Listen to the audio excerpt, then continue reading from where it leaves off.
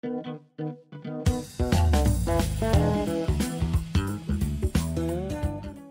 boa tarde a todos. Novamente estamos aqui no nosso podcast. Hoje vamos tratar de um assunto muito caro para mim, né? Empresas familiares. Nós atendemos empresas familiares há muitos anos, em Santa Catarina especialmente, em Brasília e São Paulo. 70% das empresas hoje no Brasil são empresas familiares, crescendo, se desenvolvendo, mas são empresas familiares, que nasceram ali do pai, da mãe, do filho. Então, isso, e algumas vezes, não todas, algumas vezes trazem uma carga emocional, e a gestão dessa emoção no dia a dia, às vezes, não sai de acordo com o que a gente gostaria. Então, esse é um problema que a gente precisa enfrentar, né, para arrumar algumas soluções. E hoje está aqui conosco a Patrícia Gadzinski, que é psicóloga e especialista no assunto, né? Patrícia, além de trabalhar com isso há muitos anos, né? Nem vou dizer o quanto, Patrícia, mas ela veio de uma empresa familiar, né? O grupo Gadzinski, da Cerâmica Eliane, então ela passou isso no dia a dia da vida dela, e trabalha com isso e ajuda várias empresas a desarmar essas armadilhas, essas bombas relógios guardadas ali dentro das empresas, né? Que isso, vamos lá, e no final da história, fazendo essas empresas perseverarem, indo para frente, evoluírem, né? E passar de 100 anos. Essa que é a vontade de todo empresário do Brasil e do mundo, né? Então a gente vai conversar um pouquinho com ela sobre isso hoje e acho que é fundamental. Para quem não me conhece ainda, meu nome é Murilo Reis e eu faço empresas crescer. Patrícia Gadzinski, vamos falar um pouquinho sobre empresas familiares, né? Que é o que tu domina muito, né? A Patrícia coordena um curso na Fiesc, né? Patrícia, é legal tu falar um pouquinho dele, que aquilo lá realmente é uma experiência fantástica, né? Com certeza. Em Santa Catarina já passaram mais de 40 famílias empresárias lá, né? E eu frequentei o curso algumas vezes lá como professor e vi lá de perto, né? O que é o sofrimento muito semelhante uma da outra, né? Talvez até os mesmos em momentos diferentes, talvez, né? Talvez tenha um fio condutor do tempo, né? Amadurecimento, entra, sai, né? Patrícia, me fala um pouquinho sobre isso. Então, Murilo, primeiro, muito obrigada pela oportunidade. Esse é um tema que, enfim, super desafiante, que eu realmente gosto muito, porque a gente lida, ao olhar para uma empresa familiar, a gente lida, né, do teu ponto de vista com aspectos jurídicos, que é a famosa sucessão patrimonial, mas a gente lida com questões realmente da dinâmica e funcionamento da família, que são as questões relacionais, dinâmica de funcionamento entre pais e filhos, relações entre irmãos, e isso tem, né, todo, eu diria, um caldo, né, que faz com que a empresa familiar seja realmente um desafio e emocionante. Então, eu particularmente, né, como tu mesmo mencionaste, vim de uma empresa familiar, mas também estudei, né, em decorrer da minha vivência na família da minha, né, assim, na minha própria família, na nossa empresa, mas por gostar muito de famílias. Eu acredito que as famílias são de verdade, enfim, bem estruturadas, bem pensadas, né? Assim, as que vão poder levar e sempre levar o mundo pela frente, seja na educação de filhos, mas seja também na condução de negócio. E quando a gente junta essas duas questões, a gente está diante de um mundo bastante rico, eu diria, né? Então... Patrícia, quais são os instrumentos que tu imagina que sejam oportunos serem estudados, serem feitos pelas empresas familiares, que pode desarmar essa bomba relógio? Às vezes não existe a bomba relógio, mas muitas vezes existe, né? Por causa muito do ingrediente emoção. Sim. Né? Eu acho que quando tu tem sócios que não são parentes, tu tem um comportamento mais cuidadoso, mais distante e tal, né?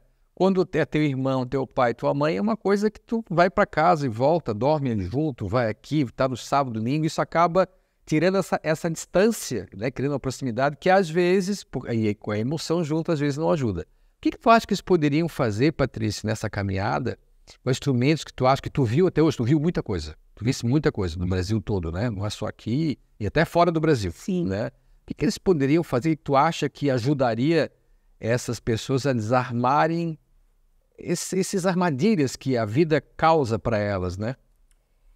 Eu penso que o primeiro olhar é enxergar a empresa exatamente com esse título, empresa familiar. A gente está lidando com duas forças que são antagônicas, família é um lugar de emoções, é um lugar de acolhimento, é um lugar de ensinamento, e empresa é um lugar de resultados, é um lugar de competição, e por si só são duas instituições diferentes.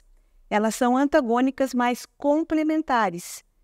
Quando elas funcionam se ajudando mutuamente, as questões familiares junto com as questões de gestão, a gente tem aí todo um caminho que dá para se fazer de crescimento. A questão toda é que tu olhas a empresa familiar muitas vezes, única e exclusivamente do ponto de vista da gestão, e às vezes nem tão profissionalizada como deveria. Então, tem que olhar para a gestão com todos os seus processos administrativos, né? Assim, um bom planejamento estratégico, como é que essa família controladora pensa essa empresa a longo prazo, como é que essa família mede seus resultados, né? Então, indicadores de crescimento, de atingimento de resultados, e, ao mesmo tempo, como é que a família gere as suas emoções. Este é o mesmo olhar que tu tem que dar para a gestão, tu tem que dar também para a família.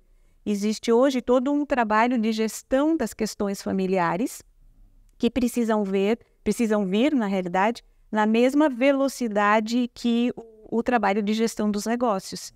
E aí existem os conselhos, né, ou reuniões de família que trazem única e exclusivamente para esse fórum da família os assuntos de família, e muitas vezes os assuntos da sociedade, que aí diz respeito muito mais à área jurídica, mas assim, o quanto eu vou, na realidade, né, enfim, distribuir de dividendos diferentemente, né, do quanto eu vou pagar de salário para o meu filho, que é também funcionário. Essas questões precisam ser conversadas num fórum, para que isso possa ser, por exemplo, bem direcionado. Outras questões importantes também de família são as questões que a gente fala no senso comum, que é o uso de bens e o uso, enfim, né, dos produtos que a própria empresa produz pela família, né? Então, essas questões também precisam ser regradas. A empresa oferece tal produto, como que a família faz uso disso? Essas organizações do que é de gestão e o que é de família precisa ser feito na mesma velocidade. E esses são instrumentos, então, tanto de gestão que precisa se profissionalizar, e a gente diz que também tem que profissionalizar os membros da família, ao eles entenderem que eles precisam estar organizados para ter uma relação, eu diria, não só estruturada, mas equânime, né? Todos os membros da família estarem na relação com a empresa da mesma forma, porém, mesmo, né, que com cargos diferentes, mas todos são membros daquela empresa familiar. Este entendimento dessa igualdade, né, aquilo que é equânime, eu ponho entre aspas, porque às vezes mesmo com participações acionárias diferentes, né, existem sócios diferentes, mas na realidade todos são membros dessa família. Então, como é que eles se relacionam? Então, nós temos que ter acordos entre membros da família na sua relação com o negócio, acordos entre membros da família para a sua relação entre si, às vezes acordos de comportamento, código de conduta ética. Então, são instrumentos do ponto de vista comportamental, auxiliado do ponto de vista jurídico, que ajuda na estruturação da gestão da família. Na mesma proporção que tu vai crescendo o negócio, olhando para os teus competidores, olhando para o mercado, enfim, né, criando novos produtos. Isso precisa caminhar junto. Então, são instrumentos de gestão familiar junto com instrumentos de gestão dos negócios que tem que se combinar numa caminhada. É que muitas vezes as empresas familiares não olham para isso, para as questões familiares, e elas influenciam, às vezes atrapalham, isso que tu está chamando de bomba, às vezes realmente fica uma bomba muito grande dentro do negócio. Decisões de negócio não são tomadas porque questões familiares, questões societárias, muitas vezes não são conversadas. Então, tu tens que ter um órgão específico para conversar sobre isso. São estruturas, né, organizadas, com tempo, com ata, com pauta, com tomadas de decisões que têm que caminhar juntos, né, com alguns instrumentos, sejam eles de gestão, sejam eles, né, de comportamento ou até mesmo jurídico. A gente tem visto, como você está falando, ao mesmo tempo, né, família e negócios caminham junto, né? Isso. Na família ali eu tenho um protocolo familiar, né? Por exemplo, aí tem fatos inusitados, assim, né? Tem milhares, né? Mas vamos lá. Como é que usa a fazenda da família, né? Para fazer festa, aniversários. A família é grande, tem 4, 5 filhos, que já tem netos e tal. Como é que usa, né? Todo mundo não usa ao mesmo tempo. Como é que usa? Se usa, paga a despesa daquele dia, com os empregados ou não. Então tem uma coisa que é da família, né? E nem sempre a sociedade é só da família, pode ter gente de fora. Então tem um conselho lá da família e tem um conselho de acionistas da empresa. São coisas que estão trabalhando ao mesmo tempo, um do lado do outro, né? Às vezes a família tem a maioria do capital, mas não tem todo o capital, né? Às vezes tem todo o capital, mas são instrumentos que é importante que ele vai criando regras de comportamento, tanto societário, né? Como de familiar, né? E aí tem alguns conselhos que podem ser criados. Tu falasse um pouquinho sobre os conselhos, são conselhos diferentes, com comportamento diferente, né? Então, são conselhos diferentes, muitas vezes formados por pessoas diferentes e com temas diferentes. Isso é o que a gente chama de governança corporativa. A governança corporativa não foi criada para as empresas familiares. Ela vem, né, através de uma lei, né, a Sarbanes-Oxley nos Estados Unidos, que obrigou as empresas a poderem organizar o relacionamento do conselho de administração com sua diretoria na prestação de contas, para evitar, né, enfim, fraudes, enfim, né, a prestação de contas precisa ser realmente muito real e fidedigna. A empresa familiar usou e vem usando muito bem esses instrumentos da governança corporativa, porque daí tu menciona uma coisa importante, que é, na realidade, essa fazenda que pertencia a um pai, o pai era o dono. Se ele quisesse fazer festa e ele quisesse pagar um dinheiro dele, pode até ser o dinheiro da empresa, não tinha problema, porque ele era o dono. A partir do momento em que ele tem 2, 3, 4 filhos, até 2 filhos, assim, não existe mais um dono. Existe ali uma sociedade. Então, aquilo que o pai fazia na sua relação com a fazenda é diferente daquilo que estes filhos podem fazer na sua relação com a fazenda. Eles precisam combinar como fazer, mas não precisa combinar com ninguém, porque ele era o dono, ele era o gestor, é o único. Agora, aqui eu tenho uma sociedade. Esta sociedade de, né, partes iguais, muitas vezes, precisa ser combinada, porque se um faz mais uso, o outro menos, e a empresa que paga, né, assim, vamos pensar, um está tirando vantagem em cima do... Uhum. E às vezes a família nem se dá conta disso, ela não conversa sobre isso, mas começa a se criar um sentimento bem importante dentro das empresas que atrapalha, que é de injustiça. Por que ele pode e eu não posso? Por que ele faz e eu não faço? Por que a empresa paga para ele e não paga para mim? E muitas vezes, vamos botar assim, isso não é algo proposital, é algo que nunca foi conversado, mas é porque a relação, né, do pai, que era o único dono, é completamente diferente dessa relação entre os irmãos, ou às vezes muitos primos, que nós temos aí vários donos. Existe aí uma pulverização acionária, onde eles são... Sociedade de primos. Sociedade de irmãos, sociedade de primos, onde eles são todos irmãos. Então, é importante entender que eu sou sócio, não porque eu fui lá na bolsa e comprei ações da empresa, eu sou sócio por herança, mas eu tenho sócios igual, exatamente, todo um funcionamento de uma empresa de capital aberto. Então, por eu ser sócio, eu preciso estar organizado entre nós para lidar com essa sociedade e para botar, muitas vezes, a sociedade a serviço do negócio, né? Porque quando tu faz também o inverso, coloca o negócio a serviço da sociedade, né, sem nenhum critério, sem nenhuma combinação, o negócio às vezes não se sustenta. A família cresce muito mais rápido do que o negócio. Ainda mais o mundo de hoje, né, que tá super difícil, né, as empresas, competição, enfim. Então, a família cresce muito mais rápido. E se a família vai fazendo uso sem fazer também esse negócio crescer, ou seja, né, tinha um nome há muitos anos atrás, quando comecei a trabalhar, que era a síndrome da galinha dos ovos de ouro. Né? Então, assim, se a família não se dava conta, e ela ia lá e, né, ia tirando todos os ovos. Ela, né, até que mata literalmente a galinha, porque acha que lá dentro, né, assim, é uma máquina de fazer ouro, e não é. Na realidade, só está fazendo tudo aquilo porque tem gente cuidando dessa galinha, né, e tirando aquilo que é possível um ovo por dia, e não todos os ovos num dia só, né? Então, essa síndrome que precisa, na realidade, se evitar. A gente tem aí... herdeiros todos são. Sim. Né? Filhos, os filhos dos filhos, isso é uma coisa. Mas capacitado para trocar o negócio, nem todos serão. Né? Então, talvez criar critérios para a pessoa a família, né, para o primo, enfim, para os que vêm depois entrarem no negócio. Tá? Cria critério, né? Enfim, ter feito curso afim da área que ele vai tocar. Um deles eu tropecei numa empresa que a diretora jurídica não tinha feito direito. Que porque era membro da família? Não, porque o ex-marido era advogado. Sim. Era membro da família. O ex-marido era advogado. Então, ela tinha uma dificuldade tremenda na compreensão das coisas. Por mais que fosse esforçado, super inteligente. Mas é uma coisa distante da realidade, né? Então, isso aconteceu. A gente tem vários casos aqui, né? Tem um caso recentemente que o pai começou o negócio, o filho desenvolveu um negócio que já não tinha mais nada a ver com o que o pai tinha deixado. Ele evoluiu, pivotou, foi para frente. E o pai, uma atitude bastante difícil, assim, agressiva tal, e impunha. E chegou um ponto que o filho retirou o pai da sociedade, né? A rescisão societária, tirou o pai, deu o dinheiro que merecia ele, mas criou-se um clima com os irmãos, isso é uma coisa, né, que a gente vive isso aqui no escritório, isso é muito complicado. O outro cliente nosso, por exemplo, ele fechou a empresa, porque os 3 filhos não se falavam direito. Então, ele criou um patrimônio razoável, e pensou, olha, se eu deixar na mão dele, eles vão criar uma dívida razoável. Ele fechou a empresa.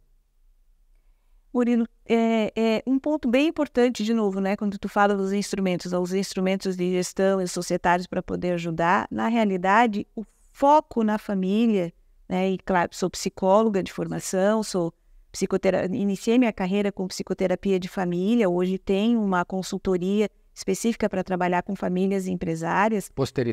Posteritar, é minha consultoria, mais de 20 anos, então, dizer o tempo assim, trabalhando com famílias empresárias. Na realidade, por quê? Porque o foco na família, ele é fundamental para que as situações como essa que tu está descrevendo aconteça. Hoje, receber uma herança, no meu ponto de vista, e como eu vejo e sinto isso e trabalho também com os meus clientes nesse sentido, é um privilégio. Tem ali uma história que começou praticamente do nada, né? E para mais em Santa Catarina é um estado assim, com cidades pequenas no interior, com pessoas que vieram com toda uma ideia, toda uma vontade inicial, mas sem absolutamente nada, criaram negócios de sucesso, muitas vezes em império, com muito suor, reputação de um bom nome, criado ali naquela comunidade, ajudando a comunidade. Quando o filho nasce, ele precisa entender aquela caminhada, aquela história, né? Ele nasce, às vezes, dentro daquela história, no início desse processo, e ele enxerga, às vezes, o pai trabalhando muito, ou o pai... Assim, ele começa a criar uma outra ideia que, se tu não trabalhas deste ponto de vista de presente da vida que tu recebes, de privilégio e de honrar toda essa caminhada, tu começa a criar... Somos humanos, né? Assim, numa relação com um irmão, competição, inveja, ciúmes, né? E isso, literalmente, é o pior dos mundos.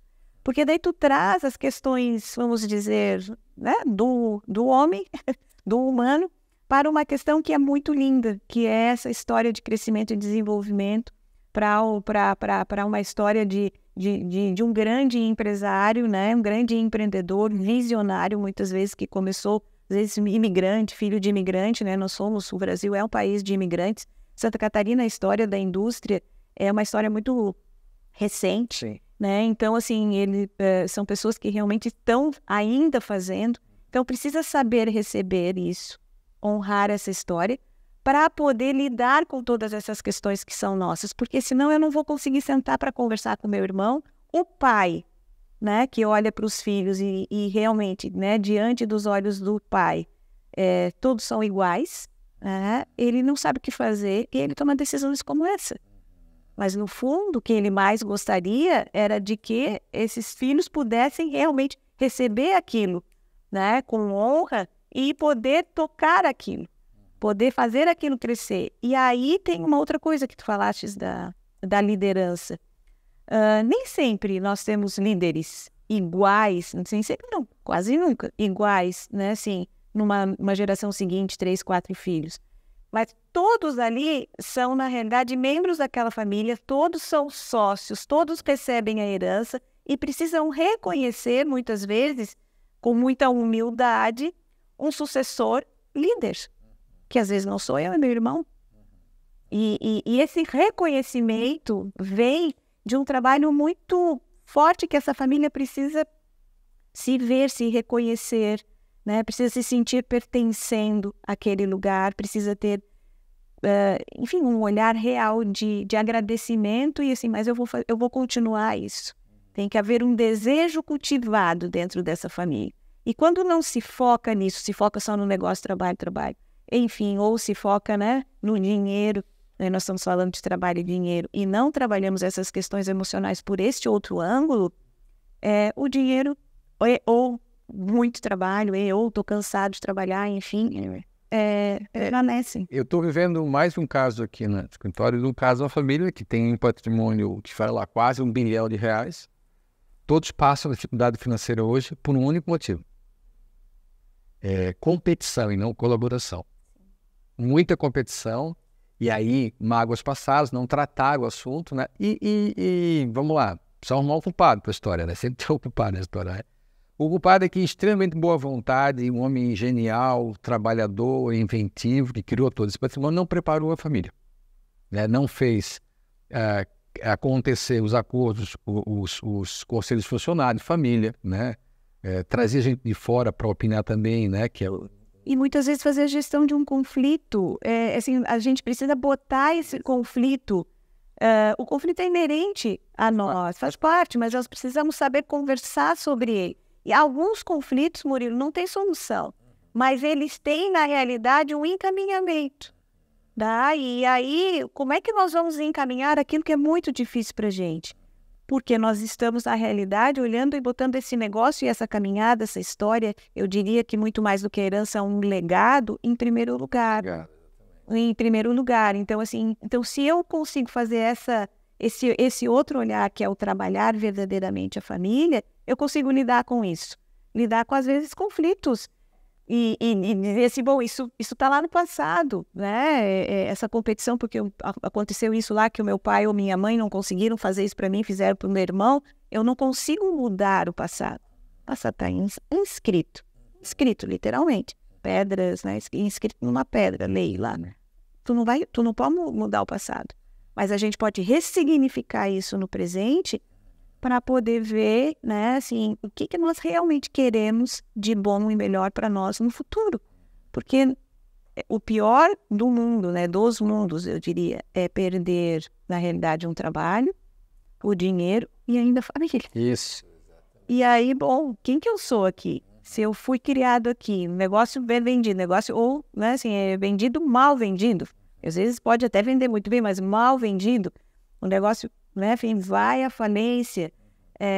E aí briguei ainda com a minha família, entendeu? E aí sempre trabalhei ali, não sei trabalhar assim, mas tem casos de sucesso. A gente acompanhou há pouco tempo uma palestra do Vicente Donini, né? Que é um exemplo fantástico, assim, né? Do que ele fez.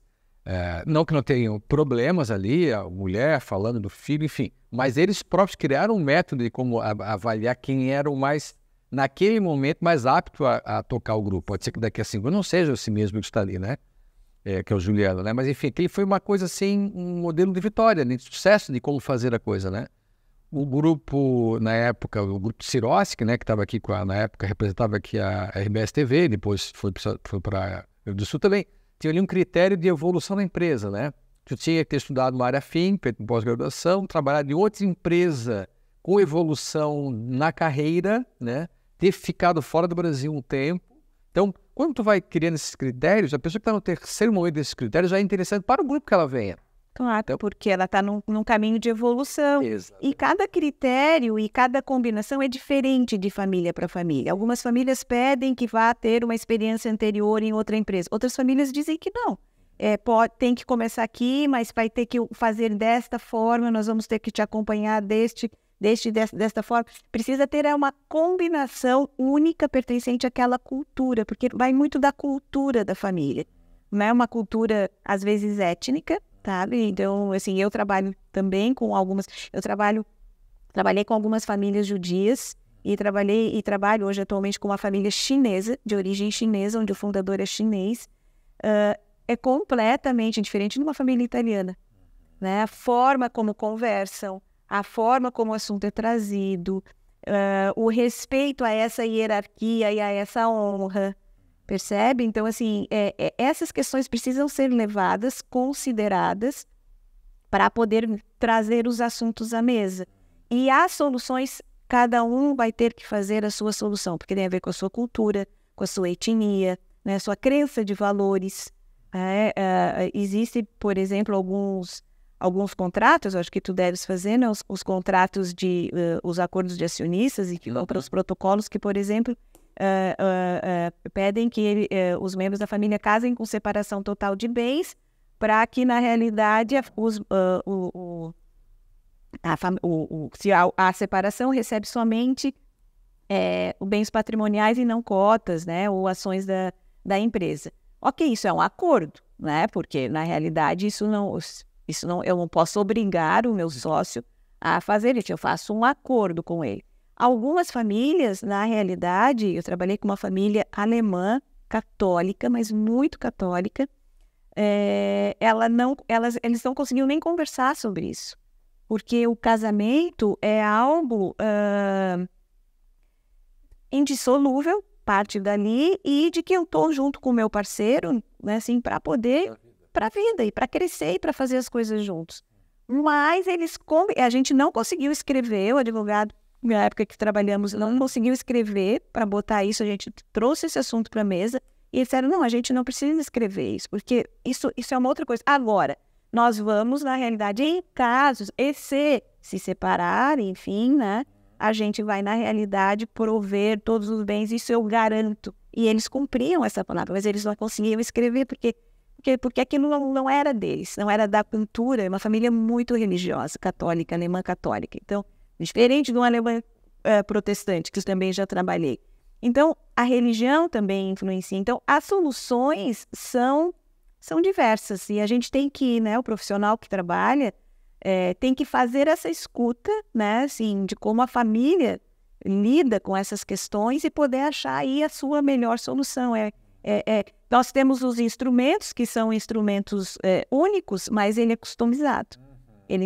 Cultura, né? Tudo é cultura. E a gente o profissional precisa ter a sensibilidade dessa escuta para poder... Patrícia, eu tropeço muito em algumas coisas que vão acontecendo aqui, que assim, o problema começa pela falta de conversa e falta de estrutura, um contrato social não ideal. Sim. Né? Porque a maioria são empresas limitares, depois evolui comercial, mas dificilmente começa comercial. Então aí já tem um problema dos contratos sociais antigos, e faltou muita coisa no contrato. Então ali já começa, porque a hora que precisa discutir o assunto não está escrito no contrato. Primeiro ponto. Segundo ponto, necessário se faz, né, um acordo de cotistas ou acionistas, como queira, né, combinando o dia a dia dos sócios. Né, é importante ter isso bem claro, né? Como é que tu vende as tuas cotas para o terceiro, como é que um quarto entra na sociedade, enfim. E aí o planejamento de saída, inclusive, do fundador, que pode estar com 98 anos, né? Não vai viver 200 anos, né? Infelizmente. Então, como é que ele sai? Isso tem que estar planejado para não dar uma dor de cabeça em 2, em 3, em 4 herdeiros que estão lá na ponta, já com esposa, já com filhos, os filhos já casados, né? Isso realmente, né? Então, falta isso também. E também, assim, uma constituição da família, né? Que daí é o dia a dia, a família que já tem patrimônio, né? Como é que usa aquele patrimônio, de novo, para não criar a sensação de injustiça. O que eu vejo mais é isso, né? Não conversam, criam monstros na cabeça, às vezes não é aquilo, né? Mal interpretação, não dito que ficou aqui assim colocado, né? Então, acho que aí é um dever aí um pouquinho do fundador, né? E tomar esse cuidado. Isso, se tu consegues fazer toda essa conversação e a elaboração desses documentos sob a liderança do fundador, o dono, o pai, o patriarca, né, é mais fácil, né? Porque ele, de alguma forma, é o que manda. Então, ele está dizendo, meus filhos, vocês precisam se organizar. Vamos chamar fulano advogado, vamos chamar profissional X, vamos, né, assim, para poder fazer essa organização, né, assim, vamos planejar esse negócio, consultor de planejamento, como é que vocês, qual é a visão de futuro. Se ele consegue ter essa, né, lucidez, tempo, né, e a capacidade de poder botar os filhos sentados numa mesa para esta conversa, a gente tem aí uma possibilidade real de de continuidade. Um outro ponto bem interessante, Murilo, é quando o fundador, né, o pai, dono, patriarca, começa esse processo junto com seus filhos. Ele senta na mesa com todos e ele diz, vamos falar sobre este tema, vamos pensar essa empresa numa visão de médio e longo prazo, né, assim, e vamos organizar daí esses instrumentos. E aí chamam profissionais de planejamento estratégico, os assessores jurídicos, né? Mas ele tem autoridade de fazer isso acontecer, né? Esse eu diria que é um ponto bem importante e que ajuda muito, sabe? Fazer isso com o pai firme e forte ali. E poder daí fazer essa organização, né? Tu estavas falando um pouquinho antes sobre ele lá, a aposentadoria, vamos chamar assim, não a aposentadoria, mas o reconhecimento do lugar dele, trazê-lo para esse lugar da liderança deste processo, é quase como que se ele viesse para ser um mentor, sabe, um Jedi, assim, né? Ele é sênior mesmo. E ele quer que esse legado continue. Então, vamos, na realidade, organizar dessa forma. E isso não quer dizer a aposentadoria, isso quer dizer que ele está ainda num outro momento da vida dele, mas ainda pensando estrategicamente esse negócio a longo prazo. Uma outra posição, né? Uma outra posição. Quando isso acontece dentro da família, é legal, é bacana poder trabalhar, porque aí os filhos obedecem, né? E aí vamos então fazer dessa forma, conforme o pai está falando, e vamos nos estruturar para continuar crescendo e mantendo isso. Ele dá a ordem de um jeito, de alguma forma, né, mais acolhedor, tem que ser, né, assim, para poder realmente fazer isso crescer. Então, tem aí um bom projeto quando isso acontece, e ele não se aposenta. Sim. Porque não tem como. Como é que tu vai tirar o dono, aquele que iniciou do zero, o conhecimento que ele tem, com toda a história, né, com tudo, e ele quiser vir todo dia à empresa, ele vai todo dia à empresa, porque essa é a vida dele. Ele não vai ficar em casa, né? Assim, a vida dele é aquela empresa. Eu escutei várias vezes, tu também, assim, a empresa é meu filho mais velho, né? Eu escutei uma vez de um casal muito especial, aonde ela me disse, a senhora, eles já assim, a empresa é a amante dele, Patrícia, sabe?